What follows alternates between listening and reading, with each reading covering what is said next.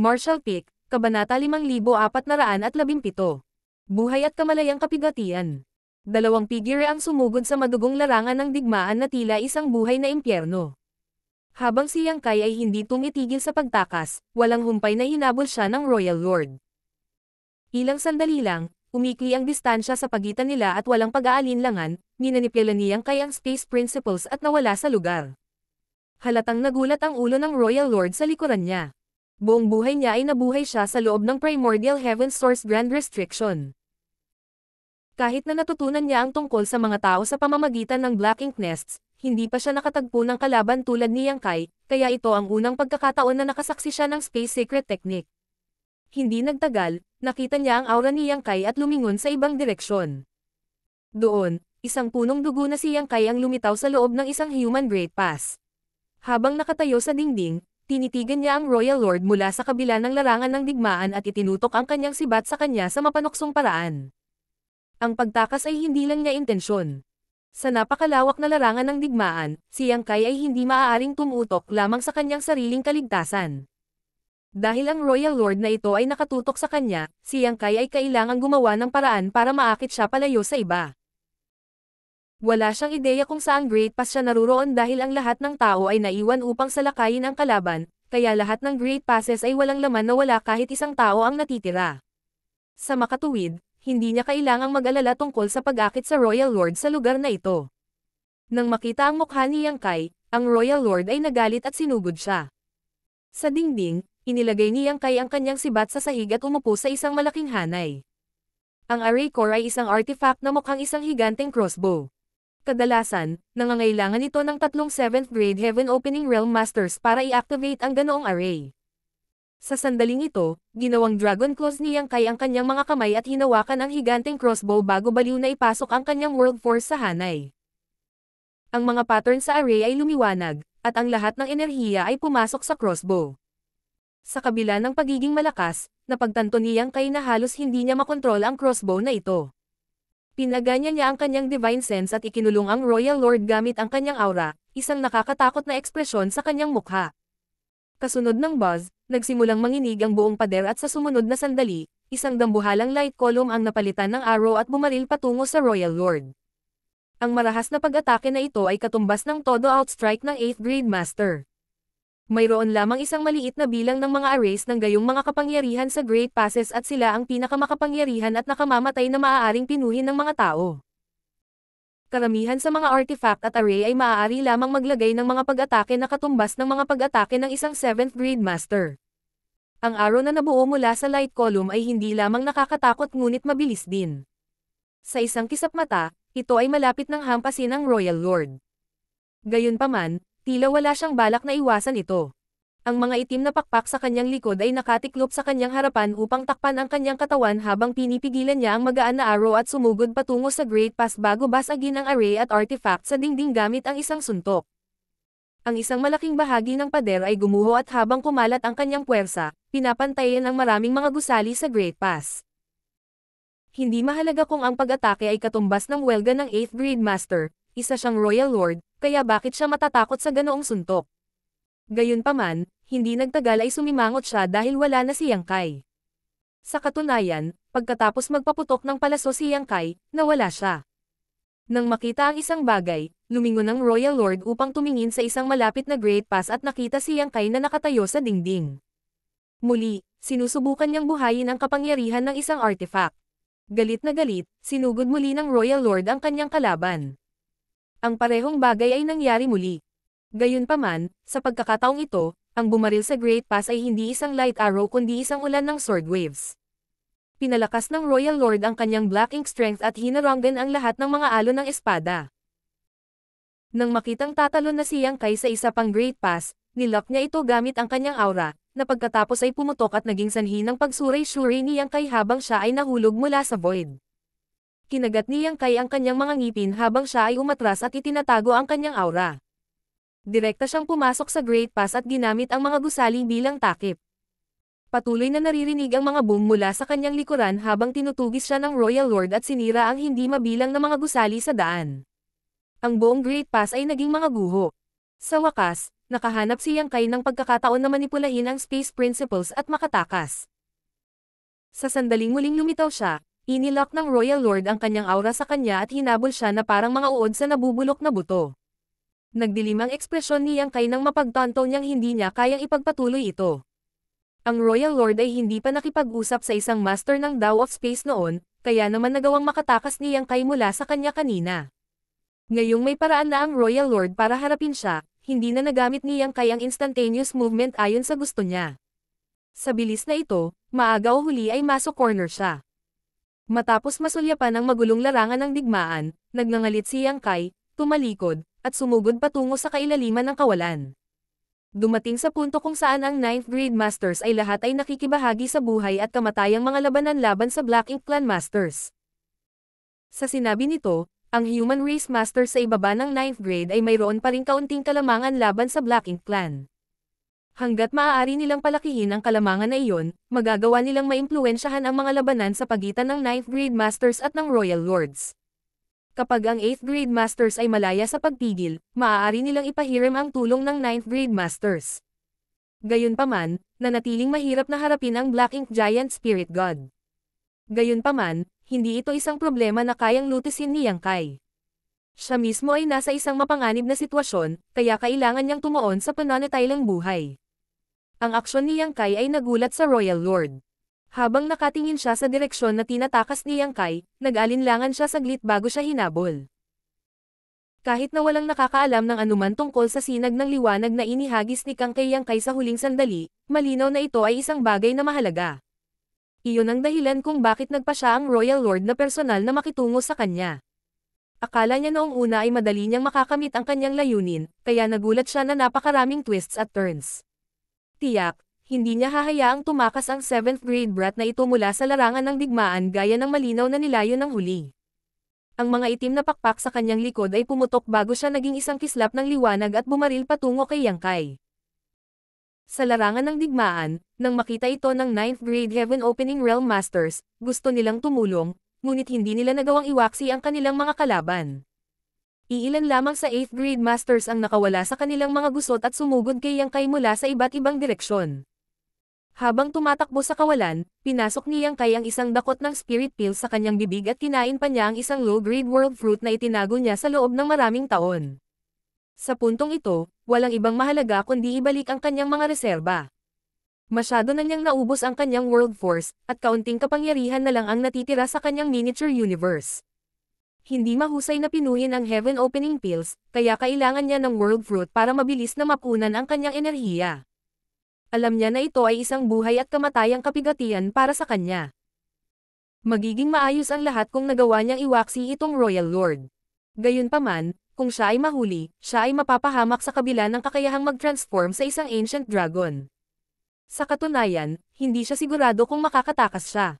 Pagkatapos ng lahat, ang Royal Lord ay maaaring kumilos ng mas mabilis kaysa sa kanya. Ang tanging bagay na maaasahan niya ay ang Space Principles. Maraming karanasan si Yang Kai pagdating sa pagtakas mula sa mga masters na mas makapangyarihan kaysa sa kanya, ngunit sa ganoong sitwasyon, magagawa lang niya ang kanyang makakaya at hayaan ang langit na magpasya sa kanyang kapalaran. Alam niyang maraming 8th grade masters ang nagsisikap na tulungan siya. Gayunpaman, hindi sila tugma para sa isang Royal Lord. Kapag nag-away ang magkabilang panig, tiyak na mamamatay ang mga 8th grade masters na iyon. Sa makatuwid, hindi siya maglakas-loob na huminto.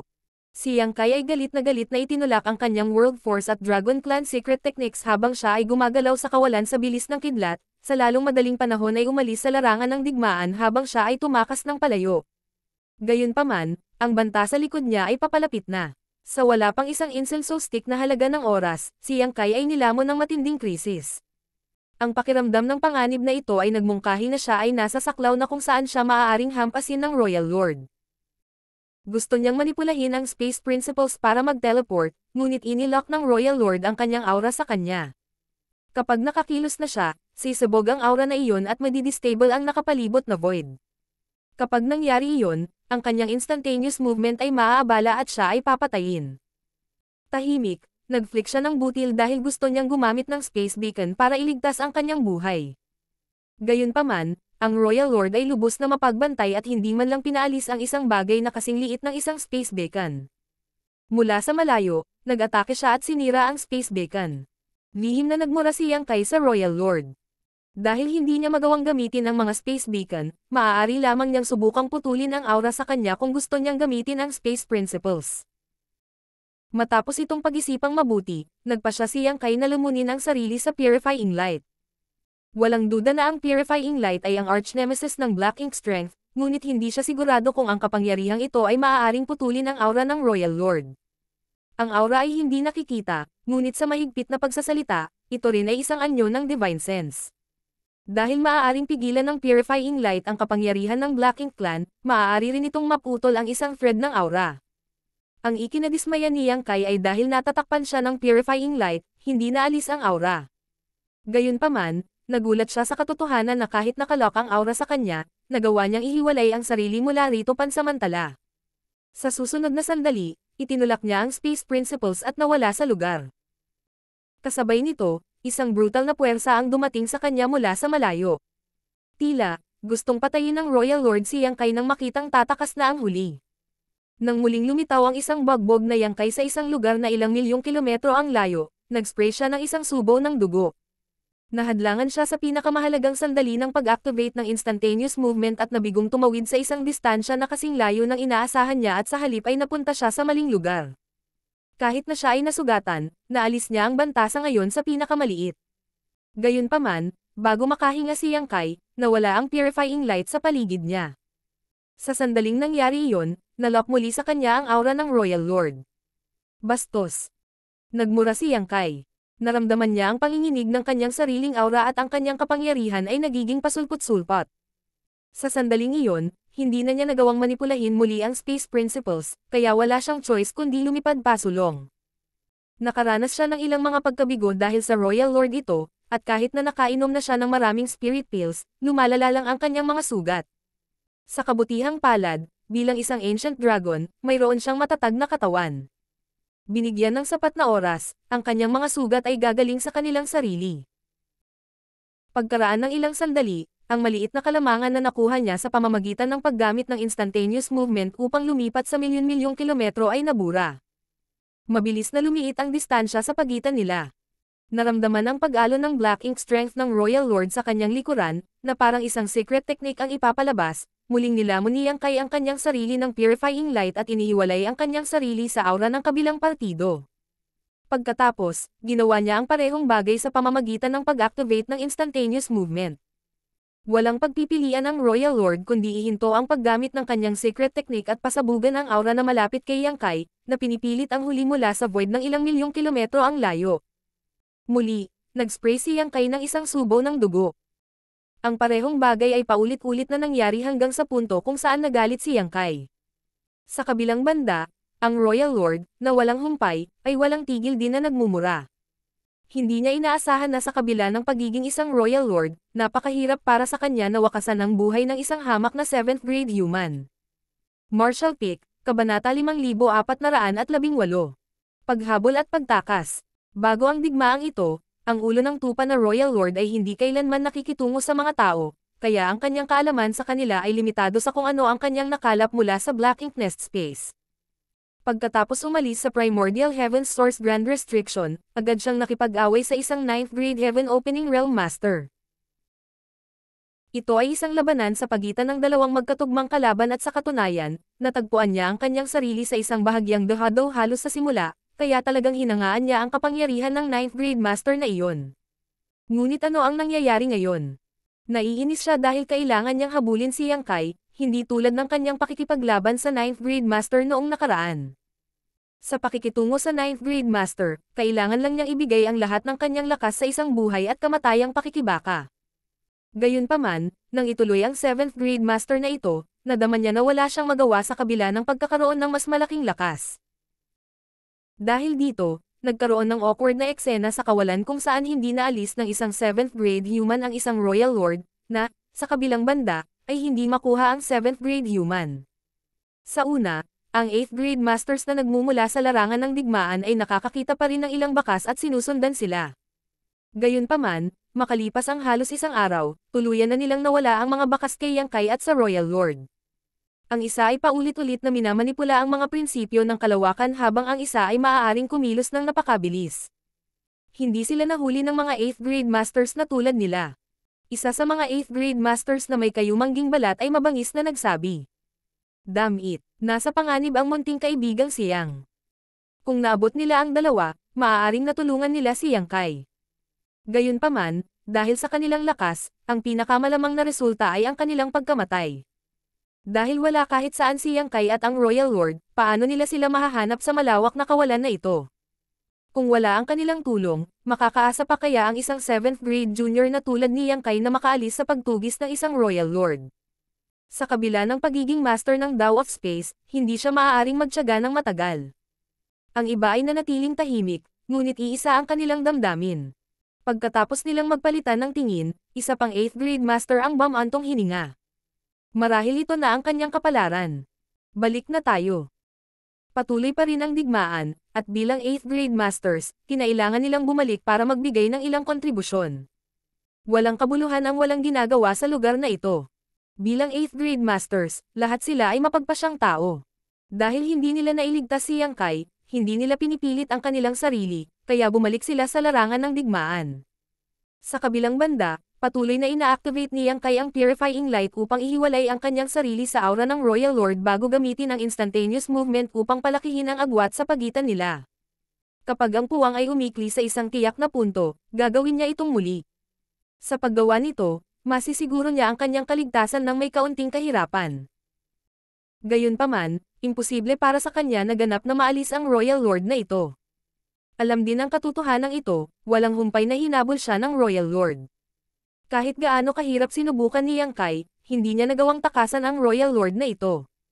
Nang nasaksihan ang mga pamamaraan ni Yang Kai, hindi nagtagal ay nasanay ang Royal Lord sa kakaibang space principles.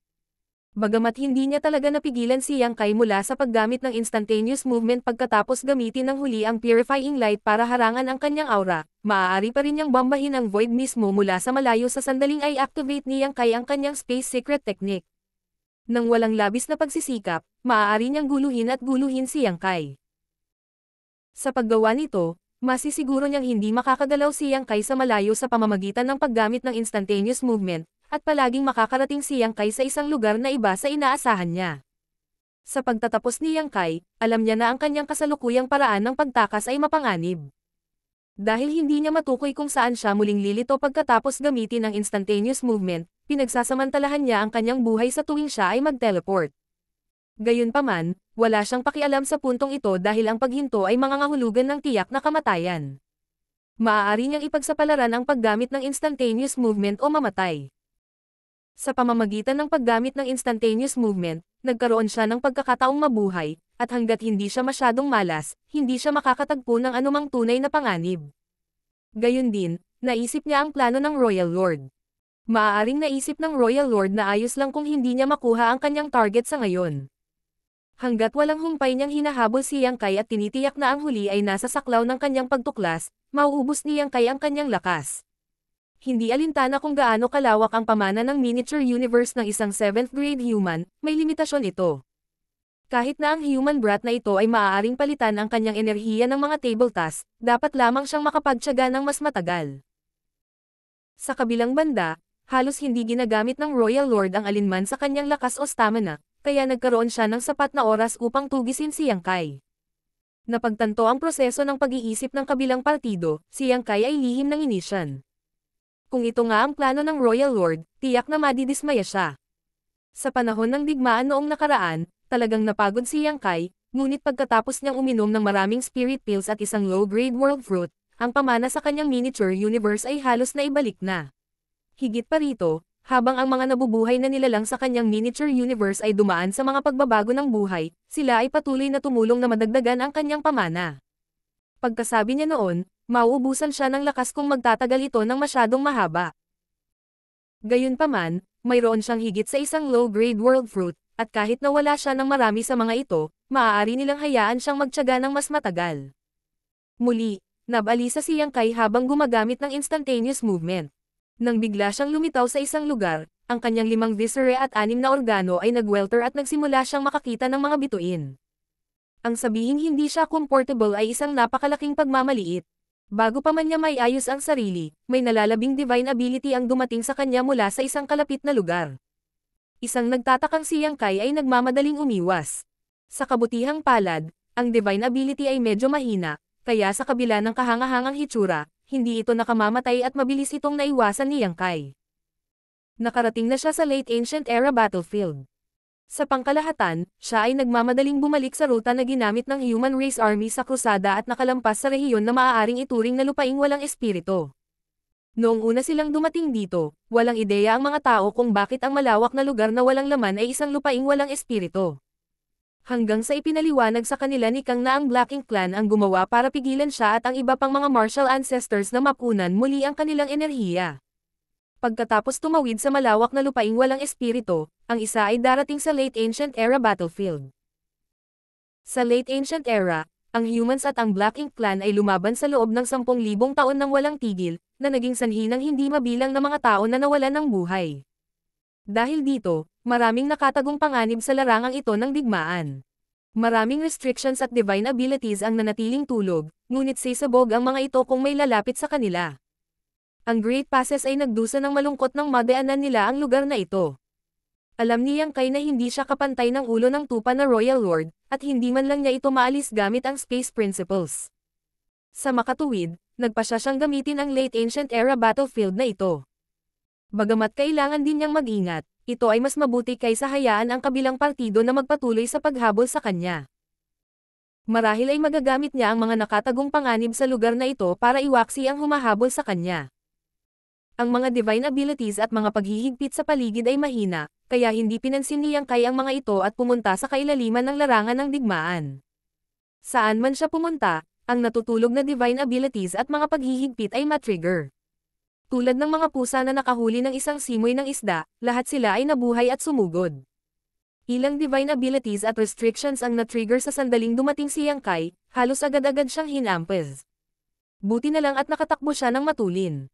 Bilang resulta, ang mga divine abilities na iyon at mga paghihigpit ay naging mga kislap ng liwanag na walang humpay na sumunod sa kanya. Hindi nagtagal at tila may buntot ng makukulay na ilaw sa likod ni Yang Kai. Pagkatapos lumipat sa ilang distansya, ang enerhiya ng ilang mga ilaw ay naubos habang sila ay naglaho. Gayunpaman, higit pang mga divine abilities at mga paghihigpit ang sumali, kaya't ang magaan na buntot ay lumaki lamang. Tulad ng para sa karamihan ng mga divine abilities at mga paghihigpit, sila ay tamad na mag-react dahil sila ay nanatiling tulog ng napakatagal. Na-activate lang sila sa ilang sandali matapos silang lampasan ni Yang Kai. Bilang resulta, ang Royal Lord, na humahabol kay Yang Kai, ay naging target ng mga divine abilities at mga paghihigpit na ito. Makalipas ang ilang sandali, nagkaroon ng mas mahaba at mas makinang na buntot ng mga ilaw na nasa likod ng Royal Lord. Sa una, ang Royal Lord ay hindi nag-aalala tungkol sa liwanag na buntot sa likod niya. Isa siya sa pinakamakapangyarihang master sa mundo, kaya bakit siya maaabala sa mga pagod na divine abilities at restrictions na ito? Gayunpaman, sa paglipas ng panahon, ang liwanag na buntot ay lumaki at lumaki. Ang hindi mabilang na mga paghihigpit at divine abilities na magkakaugnay sa isa't isa. Ang ilan sa kanila ay nag-away at nagsusuot sa isa't isa, ngunit ang iba ay nag-synergized at nagsanib, na nagbabago sa isang bagay na ganap na naiiba sa kanilang orihinal na anyo. Sa puntong ito, kahit ang isang makapangyarihang master na tulad niya ay nakaramdam ng pananakot. Kaya naman, binilisan ng Royal Lord ang kanyang lakad dahil alam niyang mahihirapan siya kapag naabutan siya ng magaan na buntot. Sa kabilang banda, si Yang Kai ay tumatakbo ng mabilis hanggat kaya niya. Kahit na ang liwanag na buntot sa likod niya ay mas maliit kaysa sa Royal Lord, mas mahina siya kaysa sa kabilang partido, kaya nakamamatay pa rin ito sa kanya. Sa paglipas ng panahon, muling umikli ang distansya sa pagitan nila. Biglang naalala ng Royal Lord na ang taong ito na nagngangalang Yang Kai ay nagawang tumalon sa void at nagtaka. Ano ang mangyayari sa liwanag na buntot sa likod niya kung gagamitin niya ang teleportation technique? Kudlit. Bago niya maisip ito, nakita niya si Yang Kai na lumingon sa kanya na may nakakatakot na ngiti. Matagal na niyang hinahabol si Yang Kai, ngunit ito ang unang pagkakataon na nagkaroon siya ng masamang premonition. Sa sumunod na sandali, ang kapangyarihan ng Space Principles ay umaalon at walang pag-aalinlangan, itinuro ng Royal Lord ang kanyang kalaban at hinampos mula sa malayo. Nawala si Yang Kai sa lugar, ngunit sa sumunod na sandali, muling nagpakita siya sa isang lugar na ilang milyong kilometro ang layo. Sa una, kahit na naantala siya ng Royal Lord kapag gumagamit ng instantaneous movement, maaari siyang tumawid sa layo na humigit kumulang 10 milyong kilometro. Gayunpaman, mga 3 milyong kilometro lamang ang kanyang nalampasan sa pagkakataong ito. Ipinakita nito kung gaano kagulo ang espasyo at enerhiya sa larangang ito ng Late Ancient Era. Gayunpaman, sapat na iyon, dahil pagkatapos mawala si Yang Kai, ang magaan na buntot na humahabol sa kanya ay nagsimulang magpakita ng mga senyales ng pagiging natutulog muli, at naakit lamang sa aura ng Royal Lord pagkaraan ng ilang sandali. Na may galit na galit, pinanood ng Royal Lord ang Light Tail, na sa simula ay humahabol kay Yang Kai, ay tumalikod at lumapit sa kanya. Galit na galit na pinaandar ng Royal Lord ang kanyang Black Ink Strength at naging higanti. Habang umaalingaw-ngaw ang Dagandong sa kawalan, sinuntok niya at winasak ang mga magagaan na buntot sa harap at likuran niya. Nang makita iyon ni Yang Kai mula sa malayo, hindi niya maiwasang kiligin. Sa huli, isa pa rin siyang Royal Lord. Walang muwang ni Yang Kai na isipin na magagamit niya ang mga natutulog na divine abilities at mga paghihigpit sa Late Ancient Era battlefield na ito para harapin ang ganitong uri ng kalaban. Naiwan na walang pagpipilian, maaari lamang siyang magpatuloy sa pagtakbo para sa kanyang buhay. Matapos magdusa ng ganoong pag-urong, ang Royal Lord ay naging mas malupit nang winasak niya ang lahat ng divine abilities at mga paghihigpit sa daan upang hindi sila magsama-sama upang tugisin siya. Sa kabilang banda, ginawa ni Yang Kai ang lahat para mapabilis ang kanyang lakad. Galit na galit ang Royal Lord. Marahil ay nairita na siya sa paghabol sa kanyang biktima sa mahabang panahon. Kung si Yang Kai ay nahuli ng Royal Lord sa ganoong sitwasyon, inakala niyang tiyak na pahihirapan siya ng kabilang partido hanggang sa mamatay. Matapos lumibot sa Late Ancient Era battlefield sa loob ng isang buwan, malungkot si Yang Kai na siya ay nawala. Simple lang ang una niyang plano. Dahil hindi siya katugma ng Royal Lord na ito, maaari niyang gamitin ang mga paghihigpit at divine abilities sa Late Ancient Era battlefield para makaabala sa kanya. Sa paggawa nito, magkakaroon siya ng pagkakataong iwaksi siya sa kanyang landas. Kahit na hindi niya makamit ang kanyang layunin sa pamamagitan ng paggamit ng Late Ancient Era battlefield, maaari pa rin niyang tumawid sa lugar na ito at magtungo sa No Return Pass. Ang Dragon at Phoenix clans ay nakabantay sa No Return Pass, at kasama ang isang Divine Dragon at Divine Phoenix na mas malakas pa sa 9th Grade Masters. Kung hahabulin siya ng Royal Lord na ito hanggang sa No Return Pass, mapapahamak siya. Tiyak, may malaking panganib na dapat gawin, dahil magtatagal si Yang Kai bago makarating sa No Return Pass. Noon, pagkatapos ng mga tao sa krusada, inabot sila ng ilang taon bago makarating sa kinaroroonan ni Mo. Kahit na si Yang Kai ay master ng Tao of Space, na nagbigay daan sa kanya na makagalaw ng napakabilis, sa kanyang kasalukuyang kalagayan, at hindi lubos na magagamit ang kanyang space principles, tinatansya niya na aabutin siya ng halos 1 taon upang maabot ang No Return Pass. Martial Peak, Kabanata 5419. Dense Fog Celestial Phenomenon. Hindi man lang sigurado si Yang Kai kung makakaligtas siya sa paghahangad ng Royal Lord sa loob ng ilang buwan, lalo pa sa 1 buong taon. Gayunpaman, ito na ang pinakamahusay na solusyon na naiisip niya. Anuman, ang kanyang plano ay nadiskerel, dahil siya ay naligaw ng landas. Kahit saan siya tumingin sa malawak na Late Ancient Era battlefield na ito, lahat ay mukhang pareho, kaya hindi niya masabi kung nasaan siya o kung saan siya dapat tumungo. Sa una, tiwala pa rin siya na siya ay gumagalaw sa tamang direksyon, ngunit siya ay nag-ambala ng ulo ng tupa na Royal Lord sa ilang mga pagkakataon kapag gumagamit ng instantaneous movement, na nagresulta sa kanyang muling pagpapakita sa mga random na lugar. Ngayon, hindi siya sigurado kung saang direksyon naruroon ang No Return Pass. Naiwan na walang pagpipilian, maaari lamang niyang patuloy na i-activate ang kanyang space secret technique upang tumakbo para sa kanyang buhay, dahil ang kabilang partido ay tila determinado na sirain siya. Gayunpaman, ang mga bagay ay lumalala lamang. Habang binabagtas ni Yang Kai ang larangang ito ng Late Ancient Era, gaano man siya kaingat, hindi niya maiwasang masaktan ng mga natutulog na paghihigpit at divine abilities. Sa nakalipas na buwan, patuloy siyang nasugatan, kaya sa halip na gumaling sa kanyang mga sugat, mas lumala pa ang kanyang mga sugat. Para bang napagtanto na si Yang Kai ay nasa isang dead end, ang Royal Lord ay naging mas walang awa. Alam ni Yang Kai na kung magtatagal ito, hindi siya makakapagtiyaga ng matagal. Gayunpaman, malamang na hindi niya maalis ang Royal Lord ito. Habang tumatakbo siya palayo, nagngangalit siya at tumingin sa isang partikular na direksyon. Doon, isang napakalaking ulap ng fog ang tumakip sa isang malawak na rehiyon ng void. Bagamat milyon-milyong kilometro ang layo ni Yang Kai, mukhang napakalaki pa rin ang fog bank. Isa itong celestial phenomenon. Kudlit. Ilang taon pagkatapos magsimula ang mga tao sa kanilang krusada, nakatagpo sila ng maraming iba't ibang celestial phenomena na dumating sa isang napakaraming anyo at sukat. Anuman, lahat sila ay nagbahagi ng isang karaniwang katangian. Nagbigay sila ng isang mapanganib na vibe. Hindi pa na-explore ni Yang Kai ang alinman sa mga celestial phenomena na iyon.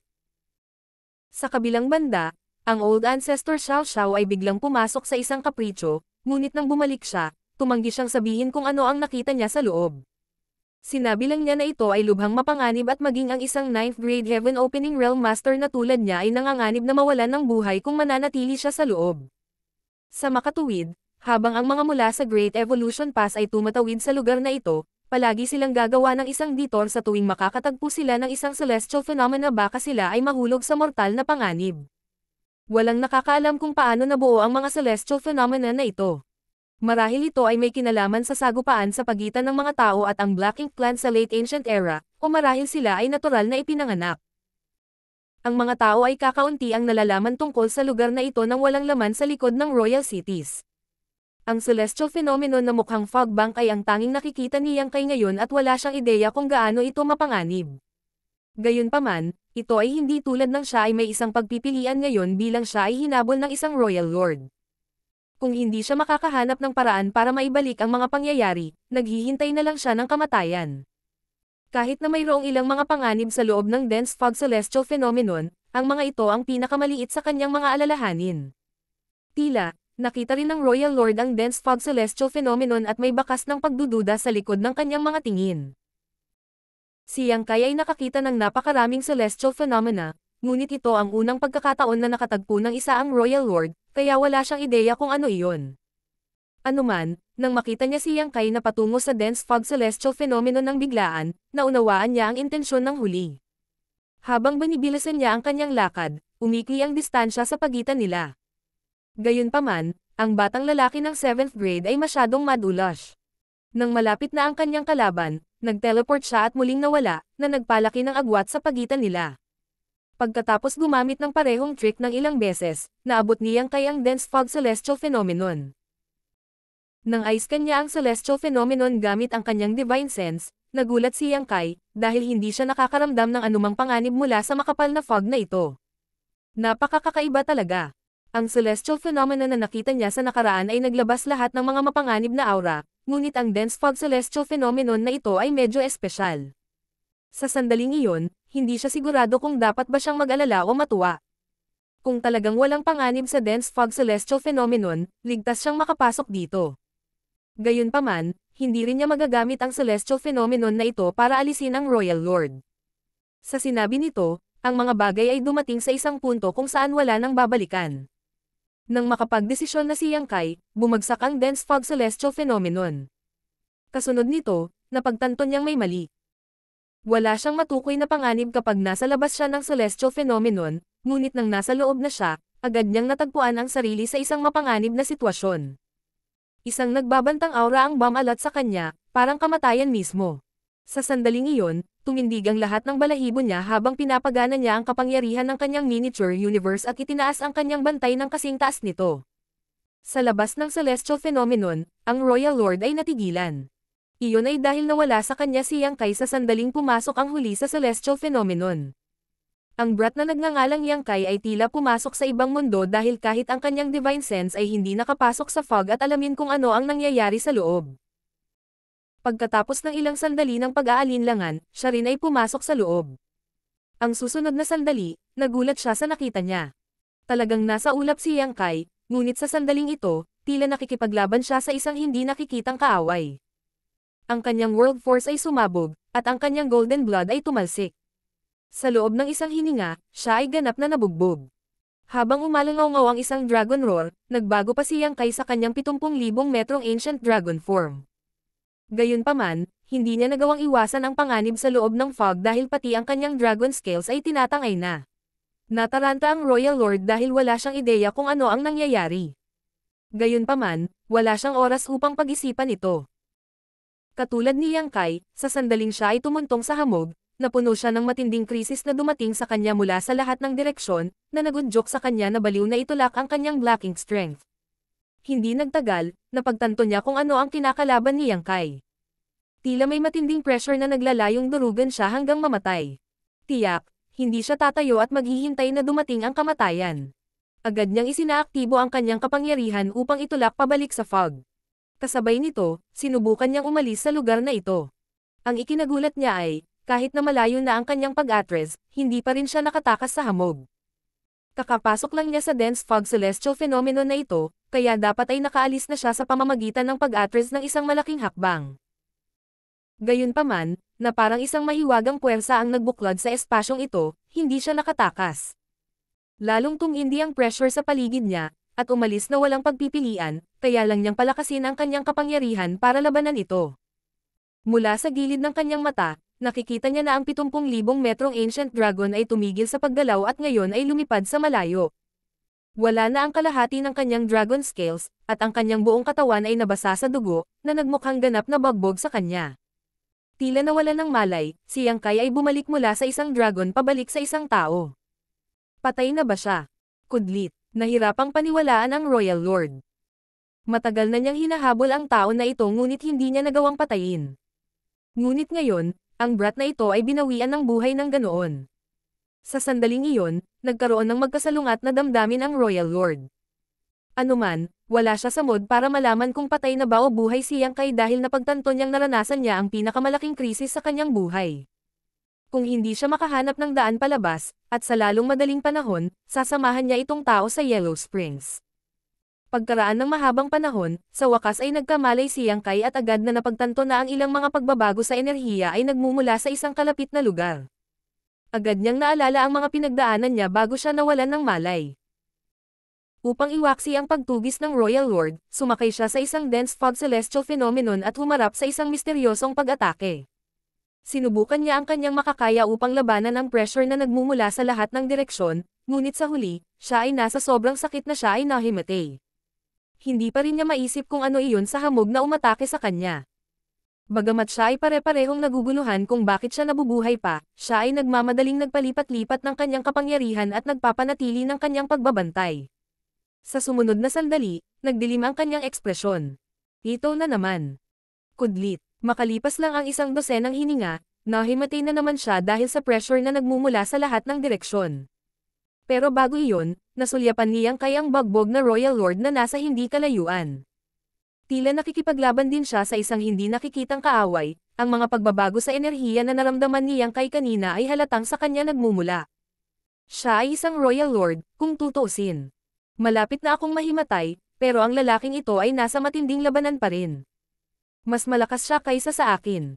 Kudlit, nang magising si Yang Kai sa pangalawang pagkakataon, muli niyang naramdaman ang pagbabago-bago ng enerhiya sa malapit, at mas naging marahas sila sa pagkakataong ito. Nagmamadali niyang ibinaling ang kanyang ulo at nakita ang Royal Lord na naghagis ng isang divine ability. Lumakas ang black ink strength mula sa kanyang katawan at naging isang napakalaking ilusyon na multo bago siya nito tinakpan na parang protective film. Sa sandaling ito, ang Royal Lord ay nasa isang malungkot na kalagayan. Siya ay malubhang nasugatan at ang kanyang aura ay hindi matatag habang siya ay puno ng maitim na dugo. Nang makita iyon, tumawa si Yang Kai. Talagang nakakahiya na 2 beses siyang na-blackout, at hindi niya alam kung sino ang kanyang kaaway. Hindi alintana, tila siya ay gumawa ng tamang desisyon sa pamamagitan ng pagsisid sa dense fog celestial phenomenon na ito. Hindi bababasa, ang Royal Lord ay dumanas din ng isang pag-urong. Ngunit hindi nagtagal, nagduda si Yang Kai. 2 beses na siyang nahimatay, kaya kung talagang may hindi nakikitang kalaban sa ulap, bakit hindi nito sinamantala ang pagkakataong patayin siya? Bukod dito, habang maingat niyang sinusuri ang kanyang pinagdaanan, nalaman ni Yang Kai na ang kakaibang pressure ay hindi parang isang uri ng pag-atake. Sa halip, ito ay tulad ng isang automatikong tugon, katulad ng epekto ng ilang mga array. Ang isang bilang ng mga array ay maaaring gawin ang parehong sa pamamagitan ng pagpapakita ng sariling lakas upang sugat sila. Matapos itong pag-isipan, nagpasya si Yang Kai na huwag agad gumawa ng anumang mga galaw. Palihim na lang niyang inactivate ang kapangyarihan niya at nag-iingat. Katulad ng nangyari kanina, nakaramdam siya ng pressure na nagmumula sa lahat ng direksyon. Sa huling pagkakataon, walang pakiramdam niyang sinubukang pigilan at itulak ang pressure, ngunit sa pagkakataong ito ay hindi siya kumilos at sa halip ay hinayaan ang pressure na gawin ang gusto nito. Nakaramdam pa rin siya ng kaunting discomfort, pero kakayanin. Gayunpaman, kahit na ang banayad na puwersa na ito ay inis ang kanyang mga sugat, na naging sanhi ng kanyang paghinga. Matapos manatiling tahimik ng ilang sandali, napagtanto ni Yang Kai na hindi tumitindi ang pressure. Habang pinag-iisipan niya ito, tumigil siya sa pag-ikot ng kanyang world force ng buo at ganap na nakaka-relax. Tulad ng inaasahan niya, habang ang kanyang kapangyarihan ay nawala at siya ay naging komportable, ang presyon na nagmumula sa lahat ng direksyon ay nabawasan at kalaunan ay nawala. Sa pagkaunawang iyon, natulala si Yang Kai. Walang hindi nakikitang kaaway sa hamog na ito. Sa katunayan, siya ay sarili niyang kaaway. Bagamat wala siyang ideya kung paano nabuo ang dense fog celestial phenomenon na ito, naniniwala siya na ito ay katulad ng isang malakas na reflection array. Ang pressure na dumating sa kanya ay talagang dulot niya. Habang binitawan niya ang kanyang kapangyarihan, nawala rin ang pressure. Napahagulgol si Yang Kai sa pagitan ng mga luha at pagtawa ng mapagtanto niya na 2 beses siyang na-blackout dahil talagang sinasampal niya ang kanyang sarili. Habang sinusulyapan niya ang Royal Lord, na lumalaban pa rin sa dense fog celestial phenomenon, medyo gamaan ang pakiramdam ni Yang Kai tungkol sa kanyang sarili. At least hindi lang siya ang tanga sa lugar na ito. Marshall Peak, Kabanata 5420. Ni maaring pumatay. Nang malaman ang sikreto ng dense fog celestial phenomenon, inilibot ni Yang Kai ang kanyang tingin sa paligid habang patuloy na nakahiga sa parehong posisyon. Dahil hindi niya naisaaktibo ang kanyang kapangyarihan, nanatiling kalmado ang ulap sa paligid niya. Sumunod ay pinagmasdan niya ang kanyang katawan at hindi niya maiwasang maawa sa sarili. Sa buod, ang kanyang kalagayan ay kakilakilabot. Bago siya tugisin ng tupang ito na pinamumunuan ng Royal Lord, nasugatan na siya ng husto. Pagkatapos, sa panahon ng pagtugis, siya ay paulit-ulit na sinaktan ng Royal Lord na ito at ang kanyang mga pinsala ay lumala pagkatapos niyang ipasok ang dense fog celestial phenomenon na ito. Ang kanyang 5 viscera at 6 na organo ay gulo na halos pumutok na ang lahat. Humigit kumulang 70% ng kanyang mga buto ay nabali at mayroon pang ang matutulis na buto na nakalabas sa kanyang laman dito at doon. Kalahati ng kanyang dragon scales, na orihinal na nakatago sa ilalim ng kanyang balat, ay nawala. Kung mag-transform siya sa kanyang dragon form ngayon, kalahating hubad na siya. Sa kabutihang palad, sa kabila ng kanyang malubhang pinsala, hindi siya nanganganib na mawalan ng buhay. Kasama ng kanyang sariling kapangyarihan sa pagpapanumbalik at ng kanyang makapangyarihang dragon vein, siya ay talagang nasa pag-aayos. Palihim niyang pinasok ang ilang spirit pills sa kanyang bibig at sumulyap sa Royal Lord, para lamang makita na ang kabilang partido ay nakikipaglaban pa rin sa matinding away. Ang mga Supreme Divine Abilities at Secret Technique ay nakuha mula sa mga kamay ng Royal Lord habang ang kanyang pakikipaglaban sa fog ay tila nagpabaligtad sa buong universo. Talagang pipi ang lalaking iyon. Kudlit, tuwang-tuwa si Yang Kai. Gayunpaman, ito ay hindi hanggang sa siya blackout ng 2 beses na siya natanto ang sikreto sa likod ng fog. Ang Royal Lord ay hindi pa rin nahihimatay pagkatapos ng mahabang pagtitiyaga, kaya hindi nakakagulat na hindi pa niya natuklasan ang katotohanan. Ang sinumang nahulog sa panganib ay likas na sisalakay upang iligtas ang kanilang sarili. Sinong mag-aakala na sa dense fog celestial phenomenon na ito, walang ginagawa ang pinakamahusay na paraan para protektahan ang sarili. Ang mas maraming umaatake, mas mapanganib ang kanilang sitwasyon. Baka maubos niya ang sarili hanggang mamatay. Kudlit, umaasa si Yang Kai. Gayunpaman, ang kanyang hiling ay hindi pagbigyan. Katulad ng nangyari sa kanya dati, hindi napigilan ng Royal Lord ang pressure sa kabila ng lahat. Patuloy siyang umuungal at pinakawalan ang kanyang black ink strength hanggang sa wala na siyang lakas na natitira at tuluyang nawalan ng malay makalipas ang ilang araw. Sa sandaling siya ay naging hindi makagalaw at lahat ng ingay sa dense fog celestial phenomenon ay nawala. Nakatitig sa hindi kumikibo na Royal Lord, alam niyang kay na ang kabilang partido ay hindi patay, kaya natural na siya ay nabigo. Gayunpaman, hindi nagtagal ay hinailan niya ang sarili at mataimtim na tumitig sa Royal Lord. Ang kanyang mga mata ay puno ng pagpatay na layunin. Dahil ang taong ito ay walang malay at pagod, marahil ay maaari ko na siyang patayin ngayon. Kudlit, sa sandaling sinimulan ni Yang Kai na tipunin ang kanyang kapangyarihan, napagtanto niyang muli niyang naramdaman ang presyon na nagmumula sa hamog. Habang pinaghirapan niya ang sarili, mas naging malakas ang pressure. Hindi nagtagal, inilabas niya ang kanyang kapangyarihan, dahil napagtanto niyang hindi magagawa ang kanyang ideya. Ang dense fog celestial phenomenon ay lubhang sensitibo sa anumang dayuhang kapangyarihan. Bago makuha ni Yang Kai ang kinakailangang lakas para patayin ang Royal Lord, muli siyang hihimatayin. Naiwan na walang pagpipilian, maaari lamang niyang tipunin ang kanyang World Force sa kanyang mga palad at subukan ang tugon mula sa hamog na ulap. Sinubukan niyang ayusin ang kanyang mga pagbabago sa enerhiya upang maabot ang isang uri ng balanse. Pagkatapos, dahan-dahan niyang ikinawit ang kanyang mga braso na parabang lumalangoy siya patungo sa pinuno ng tupa na Royal Lord. Gayunpaman, nakita ni Yang Kai ang kanyang sarili na napakabagal. Lumipas ang 2 buong oras, ngunit kalahati lang ng distansya sa pagitan nila ang nagawa niya. Pagkalipas ng isa pang 2 oras, dumating si Yang Kai sa isang lugar na 100 metro ang layo mula sa Royal Lord.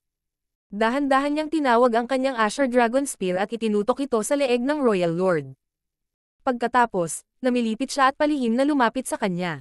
Sa panahon ng proseso, ang balanse na sinusubukan niyang mapanatili ay halos masira. Sa kabutihang palad, nagawa niyang iwaksi ang kanyang kapangyarihan sa oras at hinayaang huminahon ang hamog. Muli siyang lumapit sa kanyang pakay. Habang pinapanood ang Asher Dragon Spear ay sasaksakin na ang leeg ng kalaban, naramdaman ni Yang Kai ang pagtibok ng kanyang puso sa kanyang dibdib. Marahil ay nabigla ang Royal Lord sa layuning mamamatay tao o mayroon nga siyang hindi kapani-paniwalang kapangyarihan sa pagpapanumbalik, ngunit bigla niyang binuksan ang kanyang mga mata. Nang makita iyon, pilit na iniabot ni Yang Kai ang kanyang sibat. Ang itim na dugo ay tumalsik habang ang matalas na labahan na Asher Dragon Spear ay nagawa pang tumagos sa matatag na katawan ng isang Royal Lord. Ang kanyang sibat ay tumusok mismo sa lalamunan ng kalaban at lalabas na sana mula sa kabilang panig, ngunit sa sandaling iyon, ang dense fog celestial phenomenon ay naglunsad ng isang ganting pag-atake. Kaagad, naramdaman ni Yang Kai ang matinding pressure na dumarating sa kanya. Nahati ang kanyang mga sugat, at habang nahaharap siya sa napakalaking pagtutol, hindi niya maiunat ang kanyang sibat kahit kaunti. Hindi niya maiwasang magmura. Habang may matinding sakit na dumaan sa kanya, natauhan ang Royal Lord at napalingon siya, at nakita niya si Yang Kai na sumasaksak ng sandata sa kanyang lalamunan. Buhay pa ang brat na ito. Kudlit, nagulat ang Royal Lord. Nang makita niya si Yang Kai na mukhang bagbog at hindi kumikibo kanina, akala niya ay namatay na siya. Sa kanyang pagtataka, hindi lamang nakaligtas si Yang Kai, ngunit sinamantala rin niya ang pagkakataong ito para subukang patayin siya habang siya ay walang malay. Kung ang Royal Lord ay hindi nagising sa oras, malamang na nawala ang kanyang buhay. Galit na galit, inilabas ng Royal Lord ang kanyang aura habang ang kanyang black ink strength ay pumutok. Why? Bago pa man makapagsalita si Yang Kai, nagdilim na ang kanyang ekspresyon habang ang pressure na nagmumula sa lahat ng direksyon ay tumindi ng maraming beses, na naging sanhi ng pagbitak ng lahat ng buto sa kanyang katawan. Hindi niya napigilan ang pag-spray ng isang subo ng dugo, at kasunod nito, siya ay nawalan ng malay at nawalan ng malay. Iniabot ng Royal Lord ang kanyang kamay sa pagtatangkang patayin siya, ngunit ang kanyang kamay ay napilitang huminto 1 metro lang ang layo mula kay Yang Kai, at hindi na niya ito nagawang itulak pa. Nagbago ang ekspresyon niya. Hindi pinapansin si Yang Kai, pinalakas niya ang kanyang kapangyarihan sa pagtatangkang pawiin ang mahigpit na puwersa. Gayunpaman, ang puwersa ay naging napakalawak na siya ay nahulog sa isang estado ng kawalan ng pag-asa. Makalipas ang 3 paghinga, bumalik ang kanyang mga mata sa kanyang ulo at siya rin ay nahimatay. Nang walang kaguluhan ng mga dayuhang kapangyarihan, hindi nagtagal ay huminahon ang hamog. Nang magising si Yang Kai, nakita niya ang Royal Lord na umaaligid sa isang lugar malapit sa kanya. Ang taong ito ay nahimatay, ngunit ang kanyang kamay ay nananatiling nakaunat patungo kay Yang Kai. Nang makita iyon, alam ni Yang Kai kung ano ang gustong gawin ng kabilang partido pagkatapos niyang ma-blackout. Pagkatapos mag-alinlangan saglit, sumuko siya sa ideyang patayin ang Royal Lord ito. Ang Royal Lord ay talagang mukhang wala na siyang kapangyarihang lumaban ngayon, ngunit batay sa nakaraang karanasan, naniwala si Yang Kai na magkakamalay ang Royal Lord sa sandaling gumawa siya ng hakbang laban sa kanya. Ang pakiramdam ng isang Royal Lord para sa panganib ay sukdulan, kaya anumang panlabas na banta ay walang alinlangan na madyay gising sa kanya. Bukod dito, ang mapanimdam na kapangyarihan sa dense fog celestial phenomenon na ito ay mabangis. Kailangang buhayin ni Yang Kai ang kanyang kapangyarihan kung gusto niyang patayin ang Royal Lord, ngunit kung gagawin niya iyon, siya ang magdurusa. Bago pa man niya mapatay ang Royal Lord, hihimatayin siya kapag napisil sa pressure. Sa mapahamak na lugar na ito, ni isa sa kanila ay hindi makakapatay sa isa pa.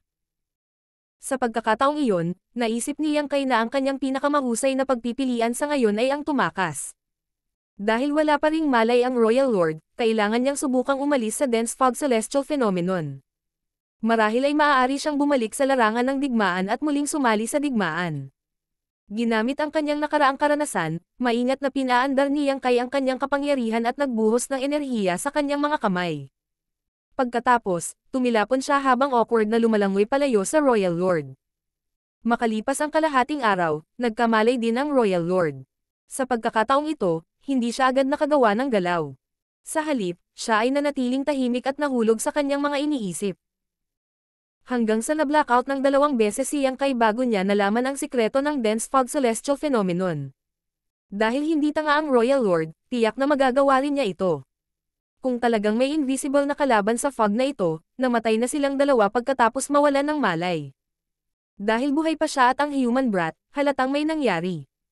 Pagkaraan ng ilang sandali, nalaman din ng Royal Lord ang sikreto sa likod nitong dense fog celestial phenomenon. Habang iniskan niya ang kanyang paligid, hindi nagtagal ay nakita niya si Yang Kai na lumalangoy palayo sa kanya. Matapos itong pag-isipan, ginaya niya si Yang Kai at ibinuhos ang kaunting kapangyarihan sa kanyang mga bisig. Pagkatapos, nagsimula siyang lumangoy sa hamog na ito. Nang makita ang isang bagay, lumingon si Yang Kai at nakita ang Royal Lord na humahabol sa kanya. Hindi niya maiwasang magmura. Ang tigas ng ulo mo no. Pareho silang nasa isang malungkot na kalagayan, ngunit ang taong ito ay hindi sumuko sa ideya na patayin siya, na iniwan si Yang Kai na galit na galit. Bumantong hininga ang Royal Lord habang ang kanyang mga mata ay naaninag ang anyo ni Yang Kai. Dahan-dahan, sinundan niya si Yang Kai. Ha! Kahit na sumabak tayo sa buhay at kamatayang labanan dito, hindi ito makakaapekto sa digmaan sa pagitan ng dalawang lahi. Isa lang akong 7th grade human, kaya walang kwenta na patayin mo ako. Bakit hindi tayo magpaalam sa isa't isa dito? Magkikita tayong muli kung pinagtagpo tayo ng tadhana sa hinaharap. Sa malamig na ekspresyon, ang Royal Lord ay nanatiling hindi nabigla. Patuloy siyang kinukumbinsi ni Yang Kai sa pagsasabing, ikaw ay isang Royal Lord, kaya ano ang silbi ng pagpapahirap mo sa akin? Kung ililibre mo ang buhay ko ngayon, ililibrera ko ang buhay mo sa hinaharap. Sino ang nakakaalam? Baka maging magkaibigan pa tayo. Gayunpaman, nanatiling tahimik ang Royal Lord. Hindi mo naman ako maabutin kaya wag ka nang mag-aksaya ng oras. Nakikita kong nasugatan ka ng husto, kaya bakit hindi ka magpagaling ngayon para maiwasang lumala ang mga sugat mo? Nang makitang ganap na hindi siya pinansin ng kabilang partido at tumanggi siyang umatras, nagalit si Yang Kai at sinabi sa pamamagitan ng pag-igting ng mga ngipin. Ang mga nasugatan na Black Ink clansmen ay kailangang magpagaling sa loob ng Black Ink nests. Malubha ang sugat mo ngayon, kaya kalahati ng lakas mo lang yata ang magagamit mo ngayon. Sa kabilang banda, iba ako. Mabilis na gumaling ang mga sugat ko, at magiging masigla na naman ako sa loob ng ilang araw. Habulin mo ako lahat ng gusto mo, kapag umalis tayo sa lugar na ito, tingnan natin kung sino sa atin ang mamamatay. Nang marinig iyon ng Royal Lord, bahagyang nagbago ang kanyang ekspresyon. May punto si Yang Kai.